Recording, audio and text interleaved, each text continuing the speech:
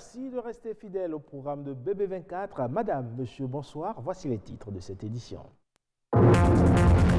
L'émancipation et l'importance de la santé sexuelle et reproductive deviennent de plus en plus une préoccupation nationale. Et l'ambition aujourd'hui est de faire du féminisme actif le fer de lance de cette cause.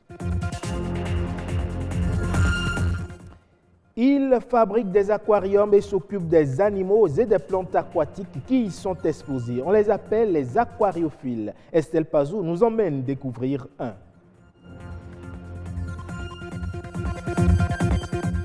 Dahomey, Bénin, prodigieuse terre au mythique destin, c'est le titre d'un ouvrage écrit par Segla Dotou. L'auteur invite à un développement du Bénin à partir de la tradition.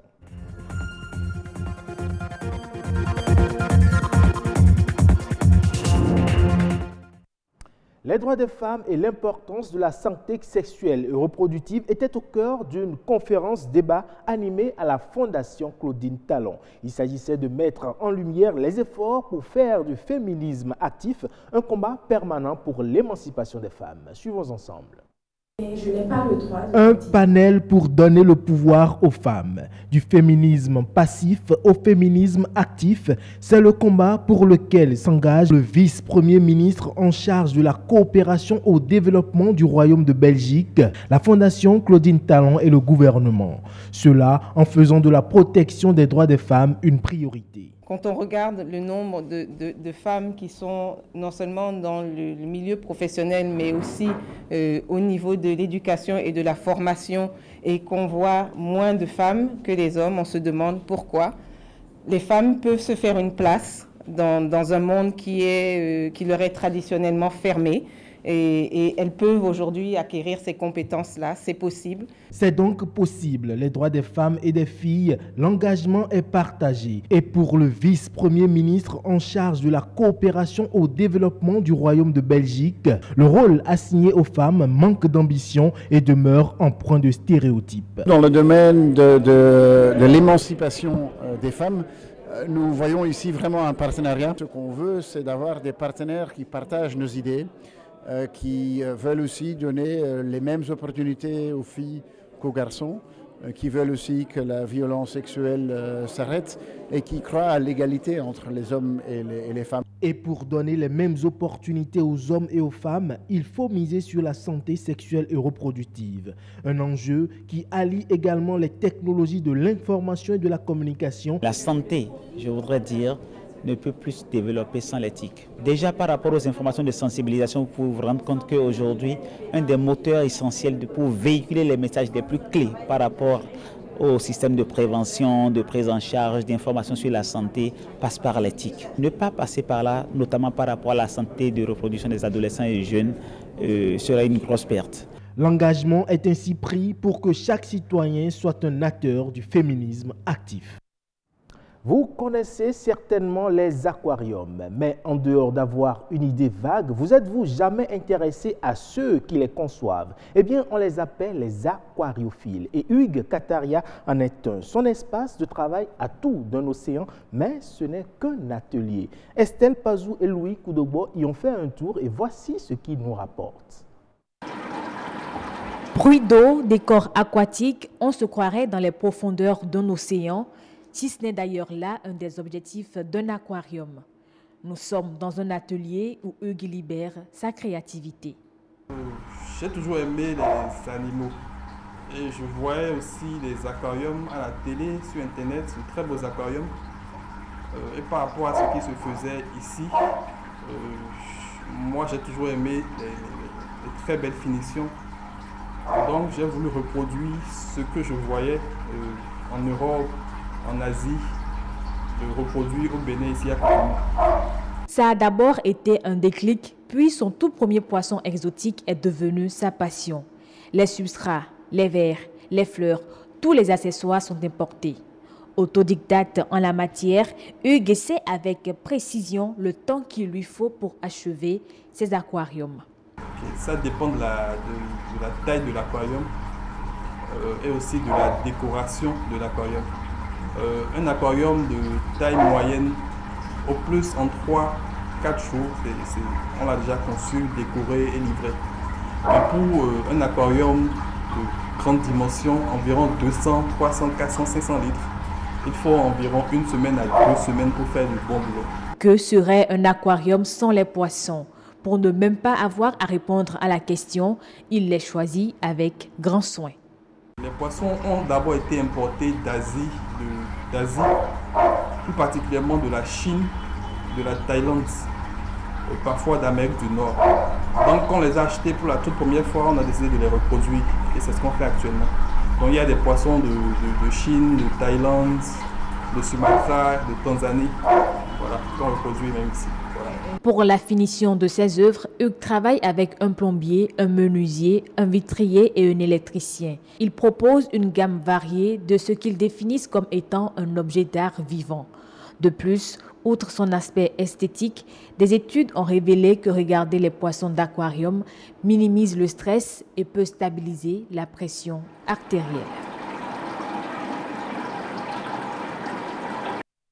Développer le Bénin à partir de la culture et de la tradition, c'est ce que prône Segla Dotou, auteur du livre Dahomey Bénin, prodigieuse terre au mythique destin. Il aborde dans cet ouvrage l'amour pour sa patrie et le retour aux valeurs endogènes. Gloria Oni pour le reportage. Toutes les religions du monde, je l'affirme, toutes les religions du monde ont leurs racines dans le phare. Segla Dotou, c'est lui, l'auteur du livre Le Dahomey Bénin, prodigieuse terre au mythique destin.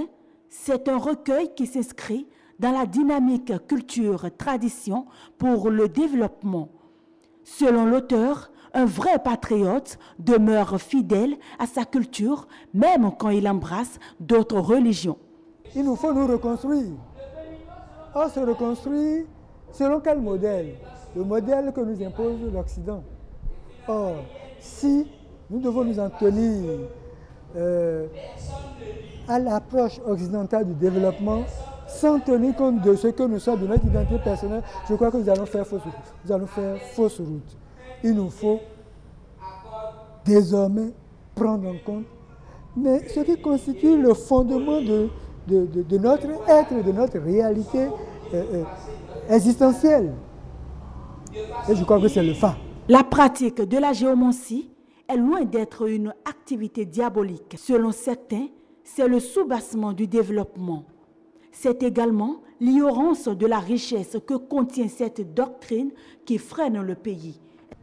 Cher ami, quand vous mettez l'accent sur le phare, merci à vous, mais vous devriez préciser à l'assistance que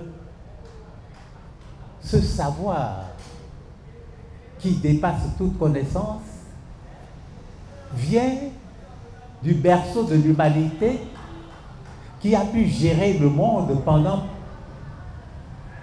des dizaines de millénaires. Il ne s'agit pas de siècles, de millénaires. L'Afrique seule, les mélanodermes seuls géraient le monde. Nous avions l'encyclopédie que constitue le phare. L'encyclopédie que constitue le phare. Encyclopédie de 655 360 récits sur la base de 65 536 combinatoires. La culture béninoise est riche et pourrait constituer une source de bien-être pour le monde entier. Ce livre soutient le développement à partir de la culture et la tradition.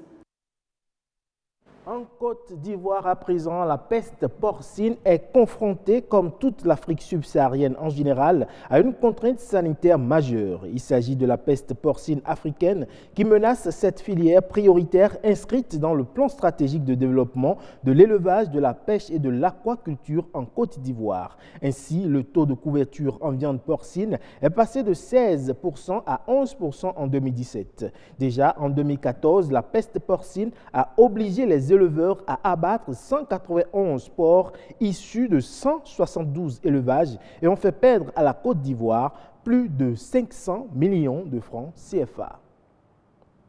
Dans un rapport intitulé « Chocolat, mensonge sous emballage » de l'ONG Mighty Health, la déforestation due au cacao s'est poursuivie en Afrique de l'Ouest et dans certains cas a augmenté un an après les engagements des géants industriels du chocolat. Selon l'ONG, une analyse satellite a permis d'enregistrer environ 13 748 hectares de déforestation dans la seule région productrice de cacao du sud-ouest de la Côte d'Ivoire entre novembre 2017 et septembre 2018. Une perte de forêt qui équivaut à 15 000 terrains de football. Aussi, plus de la moitié des aires protégées ivoiriennes examinées ont vu la déforestation augmenter après les engagements pris par les entreprises, déplore le rapport de l'ONG. C'est tout pour cette édition. Bonne fin de semaine à toutes et à tous.